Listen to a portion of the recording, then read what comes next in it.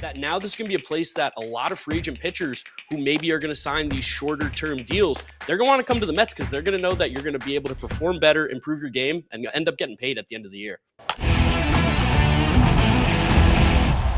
Hey, FT is jumping on the biggest bandwagon in baseball right now. The New York Mets have won 9 of 10 games, so this is a perfect time to make a very special announcement as Giraffe Neck Marc is back with us on the show.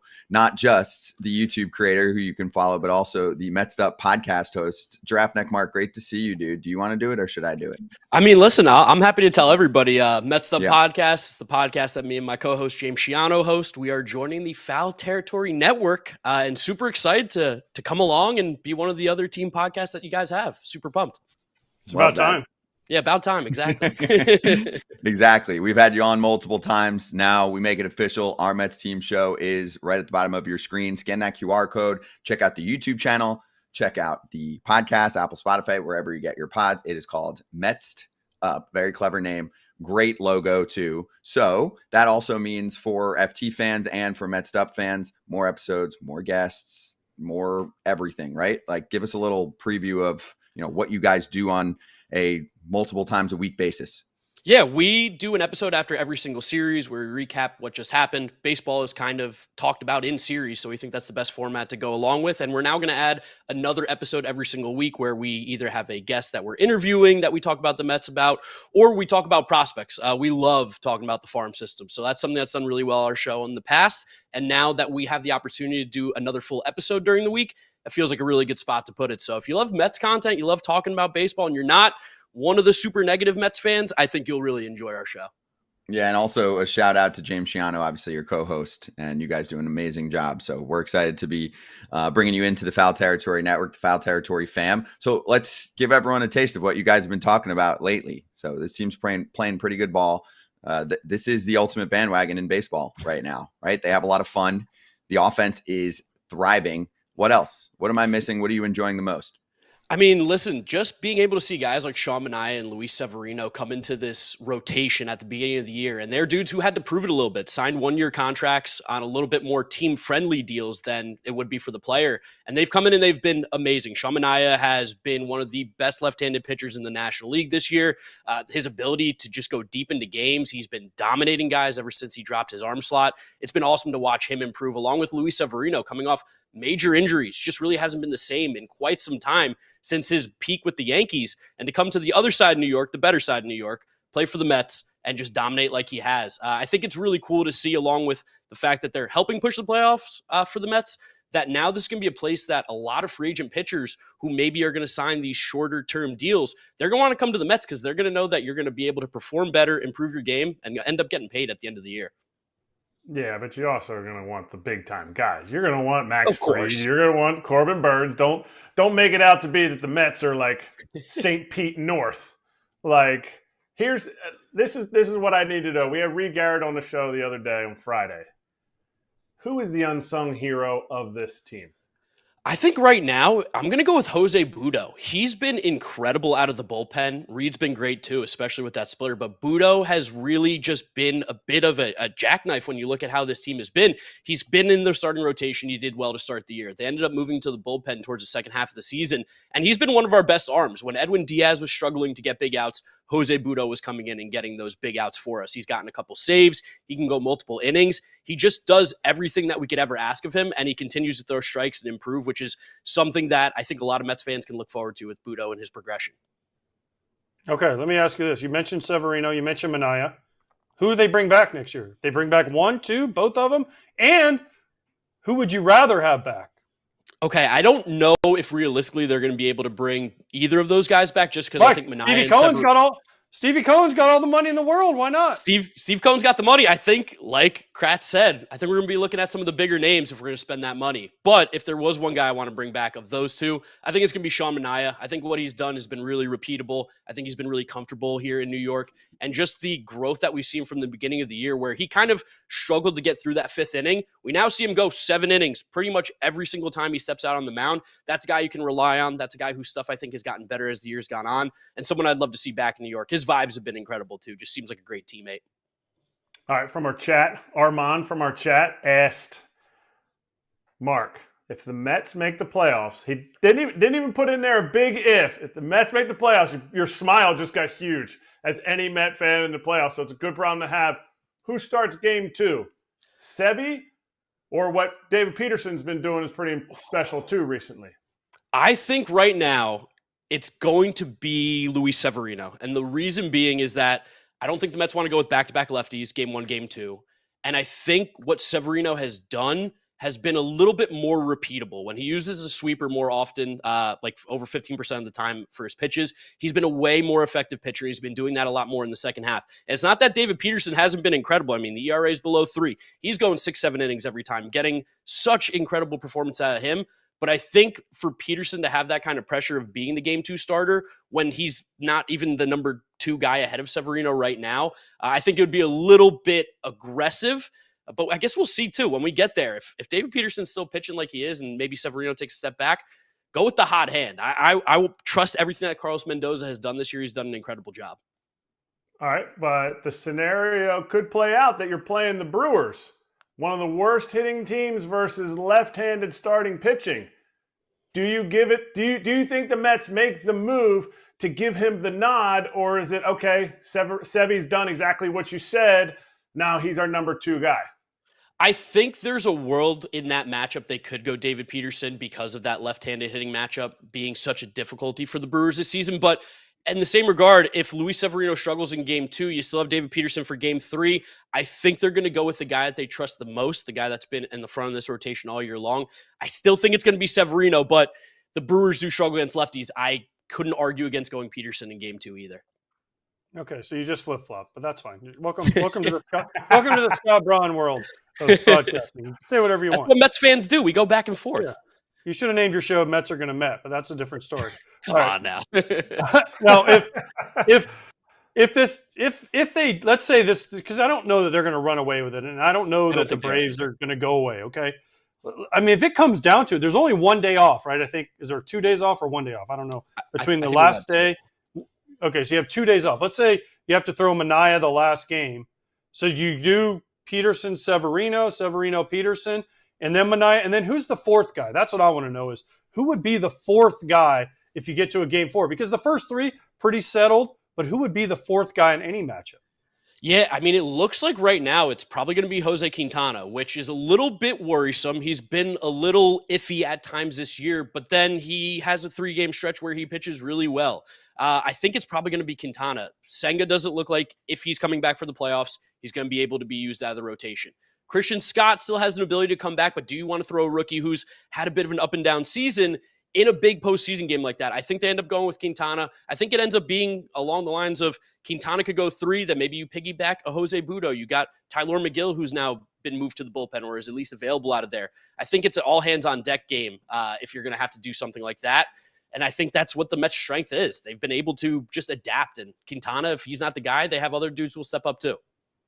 Did you have Mark Vientos doing what Mark Vientos is doing this year? Or are you a Baty guy and you thought this was going to be Baty having 24 dingers, having almost a 3 WAR as your be honest.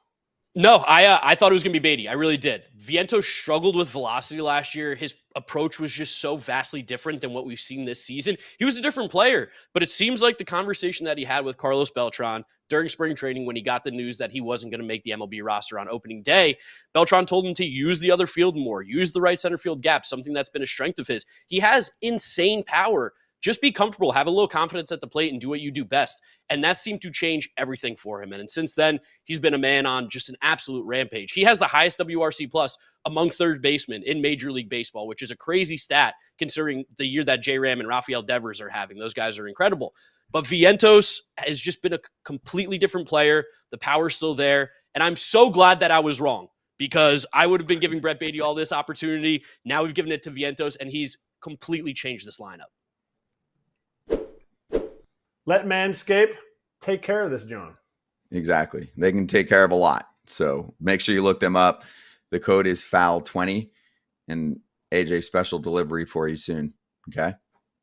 Okay. And I can't do a playoff beard because I have to be neatly trimmed for the. Oh, he's pro. That's true. He's pro. That's fine. That's why you got to go to me. That's why you got to go to the backup. Let the pro guys be pro. I'll be the clown. I'll be the clown show. Yeah, we're here. The bench warmers are here. We're not calling a game on bougie national television, so we'll handle that. On DirecTV. Exactly. No, it's on Fox. Fox and DirecTV aren't fighting each other. That's only true. ESPN. You can watch AJ wherever you want. Not yet. Yeah. Not yet. A little more info on Manscaped, as we've talked about them in the past, and we are still rolling with a Manscaped sponsorship right now. So 20% off and free shipping with the code FOUL, FOUL 20, a 5th generation trimmer featuring 2 interchangeable next-gen skin-safe blade heads, standard one for taking a little off the top, and then a new foil blade to go smooth wherever. Make sure you go check out the Performance Package 5.0 Ultra, including the star of that show, the Lawnmower 5.0 Ultra, and join the 10 million men worldwide who trust Manscaped with that exclusive offer, FOUL20, FOUL 20. Yeah, that was one of the key moves of the year. Whoever made that decision, mix of Mendoza and obviously David Stearns, has been off to a strong start in his first season where he was supposed to kind of get comfortable, and this team's competing for a playoff spot. Where are we at on Edwin Diaz right now? Because I know it's been a streaky year for him. I think we're starting to figure out what Edwin needs to be at his best. And you saw it on Saturday when he came into a 4-run game, not a safe situation. Unfortunately, that means they weren't able to use him on Sunday. We got the blown save from Phil Maton, but it seems like Edwin, when he gets up in the bullpen, he's coming in the game now. There's no more sitting him down. There's no more giving him that extra rest. And I think for a guy who was out of baseball for an entire year, coming off a major injury, something we've almost never seen from pitchers, tearing one of the biggest ligaments in your knee, I think we also got to realize that it does take time. And he's been getting closer to 100 miles per hour on that fastball more consistently. The slider's looking sharper. It's going to take the guy a minute to get back to his form, which was the best closer in baseball. I don't think he's there just yet, but I'm more comfortable than I was a couple months ago when things were looking really, really rough for Edwin. I was going to ask you this. I don't know where you stood on this, but were you a Lindor hater? Because there's a lot of Mets fans that were, oh, Francisco Lindor, he hasn't earned his money, although he just put up solid year after solid year. Now, this year's been a special year. He's probably not going to win MVP, but he's going to finish top 3. Where do you stand on the Lindor people that said, this guy's never going to be worth it, but all he does is go out, play every day, and put up solid numbers at the shortstop position? I've been a huge Lindor fan since the moment that move was made. I was a fan of his in Cleveland. He was one of my favorite players. I was always afraid That's a lie. Nobody even knew what he was. Nobody even knew who he was in Cleveland. I did.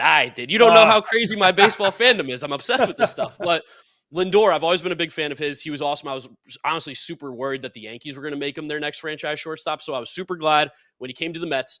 And I know there was a lot of haters of his at the start. Was not one of them. I ran around my apartment screaming and yelling when we gave him the extension before he even played a game with the Mets. I have been so high on Francisco Lindor from the start, and I think it's so nice that finally, I don't think there's anybody else that can say or be a hater of his anymore. The season he's having is amazing.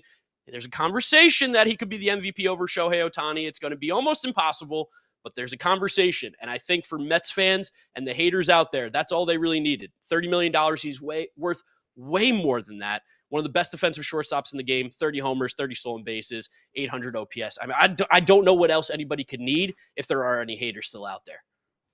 Does anything happen in this less than a month of baseball that keeps or pushes Pete Alonso from being on this team or pushes him away in this last month? I think that if Pete goes nuclear and just goes on one of these power streaks that we've been waiting for all year, I think that's a really good way for him to go into the offseason and have the opportunity to go get the money that he wants. Because I don't think right now there's really a huge market for Pete Alonso, and that there's a lot of teams that are going to be willing to spend the money to pay a guy like him at the first base position. I don't think that a poor performance changes anything. I think right now the Mets are still the favorites to bring Pete Alonso back. I think they're not going to go out and spend a ton of money. But if he goes crazy and goes on a run where he really puts this offense on his back like we're begging and praying he does, I think the Mets are going to have to almost just go sign him one of the first moves of the offseason. Okay, let me ask you this before we let you go. Mets'd Up is now in foul territory. We have hammer territory. If it comes down to the last weekend, can we have a mashup of you two yelling at each other and fighting over who has the best podcast and whose team is going to get into the playoffs? I mean, listen, I've been yelling at Braves fans for like the last 5-6 years since I've been doing this YouTube thing. So I'm ready to roll at any moment. I'm gonna be heading down to Atlanta for that series too. Like I'm going into enemy territory.